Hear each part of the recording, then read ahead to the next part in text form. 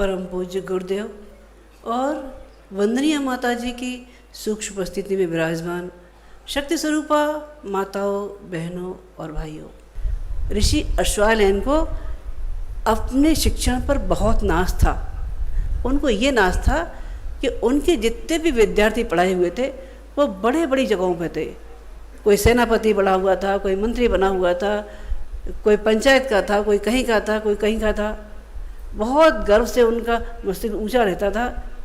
एक दिन जब उन्होंने ये सुना कि उनका एक शिष्य देवव्रत दस्यु हो गया है, डकैत बन गया है, लोगों ने शिकायत की। वो चाहे जिसको मार काट करता है, लूटता है, तंग करता है। ऋषि अश्वत्थामा की आंखें भर आई। उन्होंने सोचा शिष्य को रास्ते पर लाया जाए। वो चल दिए वहाँ से। लोगों ने बहुत कोशिश की, गुरुदेव आप वहाँ न जाएं, क्योंकि शिष्य अब रास्ते पर नहीं है, वो डकैत बन चुका है, मार काट करता है, किसको कब मार देगा कोई भरोसा नहीं।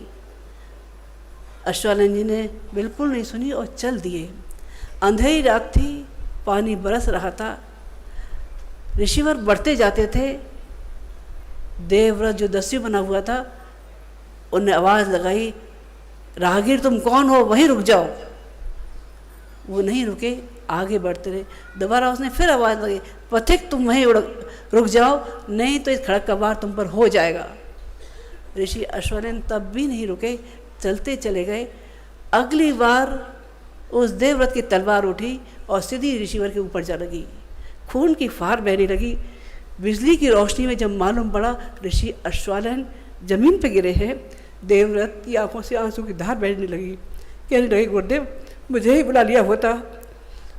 ऋषिवर कहने लगे, बेटा तुम आज दस्यु बने हो, मेरे ही शिक्षण में कहीं कोई कमी रही होगी, इसकी सजा तो मुझे मिलनी ही थी। मुझे ये अनुमान नहीं था कि मेरे नाजों से पाला पुत्र, मेरे नाजों से पैदा हुआ मेरे शिष्य आज इस दिशा में चला जाएगा।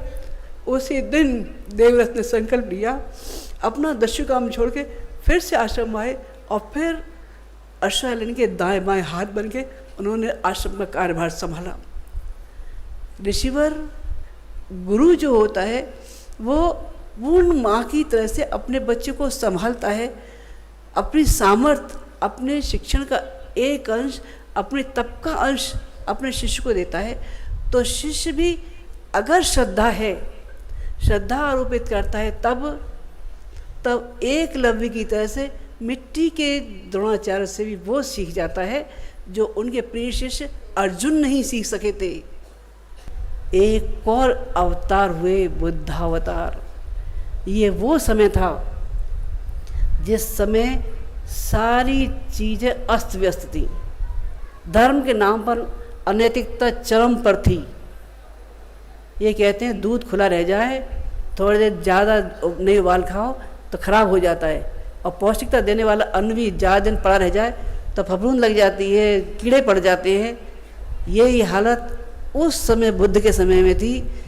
धर्म के नाम पर हिंसा का वातावरण फैला हुआ था। जगह जगह यज्ञ के नाम पे पशुओं को काटा जाना शुरू था। कोई दया नाम की चीज़ थी, कोई दया नाम की चीज़ थी नहीं थी। ऐसे में बुद्ध का अवतार हुआ और उन्होंने पहले तप से अपने आप को तपाया। फिर उन्होंने आह्वान किया, उन्होंने कहा बुद्धं शरणं गच्छामि, धर्मं शरणं गच्छामि, संघं शरणं गच्छामि। उनके इस आह्वान को सुनकर लाखों चीवरधारी भिक्षुक चल पड़े थे उनकी राह पर। भारत से लेके विदेशों तक पहुंच गए थे। क्या? बुद्ध की पताका को लेकर, बौद्ध धर्म को लेकर। गुरुदेव का वो बुद्धावतार हमने प्रत्यक्ष देखा है।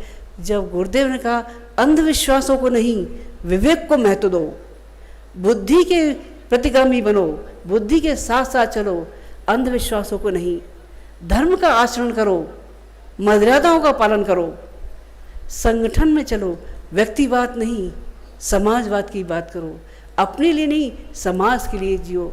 गुरुदेव के इस आह्वान पर आज लाखों महेंद्र, संघमित्रा, आनंद, कुमार जी कितने सारे लोग हैं जो उनके एक आह्वान पर देश से लेकर विदेश तक होने वाले अश्वमेधों में इस बात के साक्षी हैं कि उन्होंने किस तरह से आह्वान किया, किस तरह से उनके बच्चे आगे बढ़ते हुए चले गए।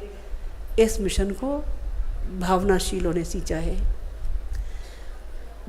अपने इच्छाओं को, अपनी भावनाओं को अपने अंदर समाहित करते बिना ये सोचे, बिना अपने त्याग के मोल की कोई चाह न किए, गुरुदेव के एक आह्वान पर बढ़ते रहे, अपना सब कुछ दांव पर लगाते रहे, रात और दिन काम करते रहे। जब भी बुलाया, जो भी जिस परिस्थिति में था, गुरुदेव ने आह्वान किया है, हमें गुरुदेव के पास जाना है, उनका काम करना है।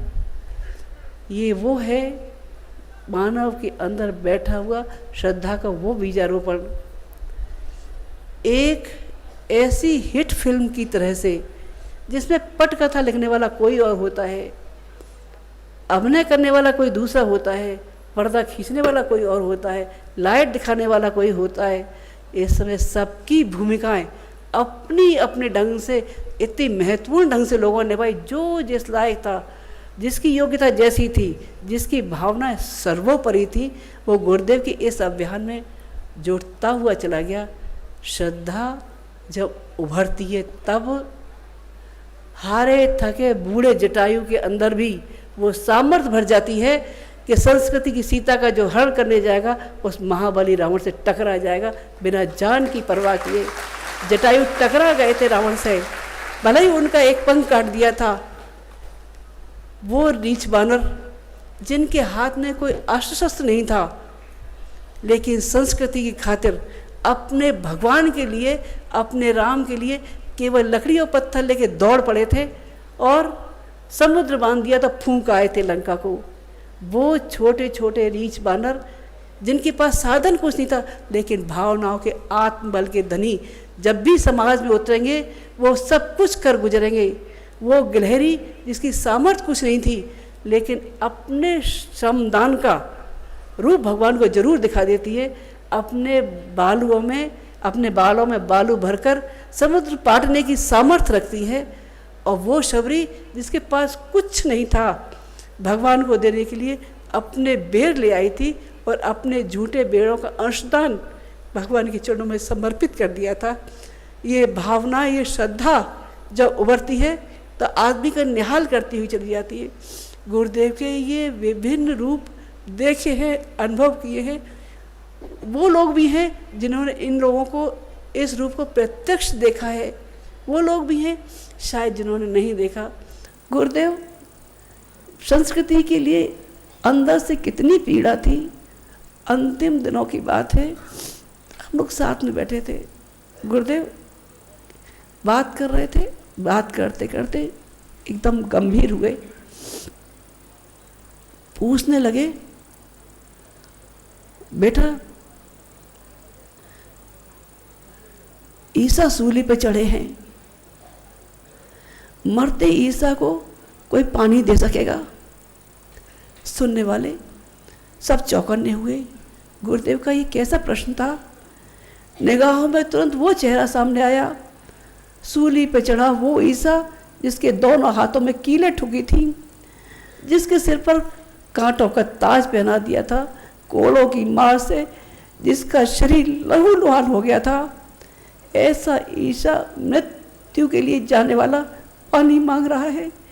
मुंह से एकदम निकला बच्चों से, गुरुदेव कहाँ है ईसा?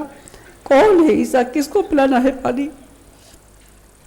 गुरुदेव उठे और कहने लगे, पहचान सको तो पहचानो, ये ईसा जिसने सारी दुनिया के लिए, स्वाधीनता के लिए, संस्कृति के लिए अपना सब कुछ दांव पे लगाया है। क्या न्यौछावर कर सकोगे संस्कृति के लिए? आज ज़रूरत है ऐसे युवाओं की, नए युग के लोगों की, ऐसे गर्म खूनों की जो संस्कृति के लिए अपना सब कुछ दांव पर लगाकर चल सकने के लिए तैयार हो जाए। जितने लोग बैठे थे सब कहने लगे, गुरुवर आपका आदेश हमारे लिए शर्मात है, हम अपना सब कुछ दांव पर लगाकर भी कदम पीछे नहीं हटाएंगे। मेरा विश्वास है कि गुरुदेव के बताए रास्ते पर चलने वाले, क्या सुनने वाले, क्या न सुनने वाली उनकी परावाणी से निकली आवाज़ उनके हर बच्चे तक पहुंची और मिशन का विस्तार होता हुआ चला गया। आज आप यहाँ बैठे हैं, इतनी दूर दूर से आए हैं, रास्ते में परेशानियाँ भी हुई होंगी, कहीं ट्रैफिक जाम मिला होगा, कहीं रिजर्वेशन मिला होगा, नहीं मिला होगा, लेकिन फिर भी गुरुवर के रास्ते पर दौड़े आए। आज साथ हैं, विदाई की बेला नज़दीकी आती है। आप लोग जाएंगे, क्या आप लोग भुला पाएंगे, क्या हम भुला पाएंगे? यहाँ जो इस आंगन में बैठा है, जो पास है चाहे दूर है, वो हमारे नज़दीकी है, उसको हर पल नज़दीक महसूस करते हैं। यहाँ से जाने के बाद न आप खुश रह सकेंगे, न आपको चैन मिलेगा, आपको शांति कुंज की याद बराबर आएगी और हमको भी हर पल अपने भाई और बहनों की वो याद आती रहेगी। बेटी घर से विदा होती है तब बेटी भी परेशान होती है और माँ भी परेशान होती है। गाय का बच्चा जब दूर चला जाता है, गाय भी रमाती है और गाय का बच्चा भी रमाता है। दो बैलों की जोड़ी होती है, एक बैल बीमार पड़ जाए तब दूसरा खाना पानी छोड़ देता है, उदास हो जाता है, उसका किसी काम में मन लगता है, किसी काम में नहीं। वही हालत यहाँ से आप लोग जाएंगे तो हमारी भी होनी है और आपकी भी होनी है। विश्वास रखना, आप जब कभी आते रहे होंगे, ये सोचते रहे होंगे अपनी पीड़ा हम गुरुदेव से कहेंगे, माता जी से कहेंगे, हमारी पीड़ा का हरण हो जाएगा। लेकिन आज किससे कहें? गुरुदेव माता जी हमेशा आपके साथ हैं, हमेशा आपके साथ रहेंगे। उनके तप का अंश, उनके प्यार का अंश हमेशा आपके साथ है। हम लोग क्या दे सकते हैं? गुरुदेव ने कोई संपत्ति नहीं मांगी, बाकी कोई चीज़ नहीं मांगी, केवल कहते रहे बेटा मुझे मेरे लिए नहीं, समाज के लिए समय दान दो, अंश दान दो, भावनाएं दो, अपनी संकीर्णताएं दो, अपने तुम्हारे गंदी आते हैं उनको दे दो। एक बार तुम परिष्कृत हो गए, मुझे सब कुछ मिल जाएगा। आज गुरुदेव के चरणों में अपनी भावनाएं, अपनी श्रद्धा का फिर से मूल्यांकन करते हुए ओम शांति।